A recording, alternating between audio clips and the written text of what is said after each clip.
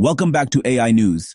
Today we're going to finally see the Unitree H2 humanoid, the Skild AI brain in action. Google Robotics 1.5 generalizing with dozens of new emergent strategies. Plus, stay to the end to see a brand new robot hand with 22 active degrees of freedom. But how close is it all to becoming consumer-ready tech? First, we're going to start out with Unit's brand new H2 humanoid. This stands at 180 centimeters tall or 5 in 11 in. Weighs 70 kilo, which is about 154 pounds. Features 31 degrees of freedom throughout its body. That's 19% more than the previous R1 model that was just released. And it's demonstrating all of its agility as well as its active degrees of freedom. While they've just released some of these new frameworks for the Unitree G1, which makes me wonder how much of this hardware is actually new. Now that we've seen this brand new trailer covered up sometimes with some of these clothes, let's take a closer second look at both the G1 and this new H2 side by side. So here, the H2 on the left, comparing the legs to the G1 on the right, we can see there's actually some new plastic molding, the black piece inside of the hips of this H2 robot. So comparatively, it looks to be at least more compact hardware, though it's tough to say, without knowing the internal specifications, whether or not the hardware inside is really something novel, or if it's just a repackage. Then looking at the top of the robot, it seems to be that most of everything is the same, except for the shoulders of the H2 do have a slightly different shape. But again, no telling as to whether or not this is just a repackaged, more compact version of the G1.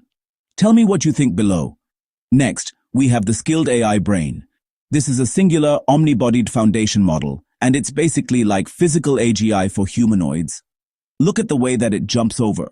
Knows just where to place its hands and its feet. And this works across any robot type or task with no hardware lock-in like before. And it can jump and tumble. Imagine this thing if it was holding a gun. How it could probably protect. Maybe that's later. But here's Skild AI hopping. At its core, it's using a dual-layer setup.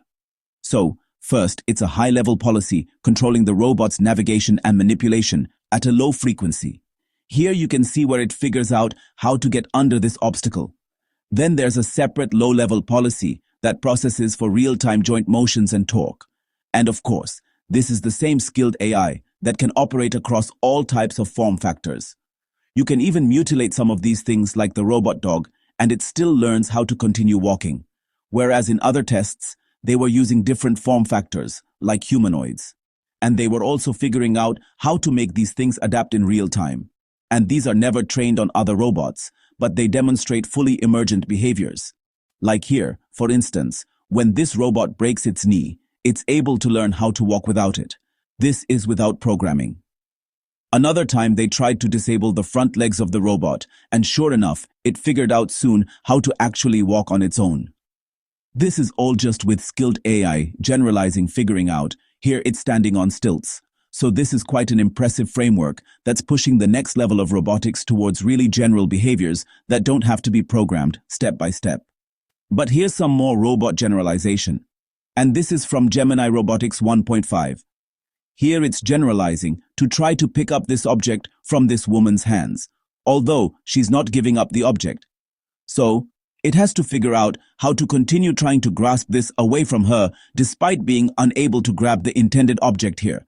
And this is just testing to see how is this able to emergently figure out different multimodal strategies to pick out these items despite their shapes. And Gemini Robotics also showed off these multimodal hand strategies. Single finger push. It's using all different types of grabbing techniques here with just 2 fingers. Another with 3. Next, the hardest is 5-finger dexterity. And Gemini Robotics 1.5 is also generalizing to use 5 fingers here, a power grasp, while not breaking open the object here. It's able to grab with all 5 fingers and put it in the basket. Next here, it manipulates a slide by not pressing too hard, just pushing it over. It's actually much harder than you would think it would be for a robot system to figure this out emergently. Here it grasps a cylindrical object, and here's a medium grasp using not all of its fingers. It looks like just 3, which is quite an awkward grip, but it does it without a problem here.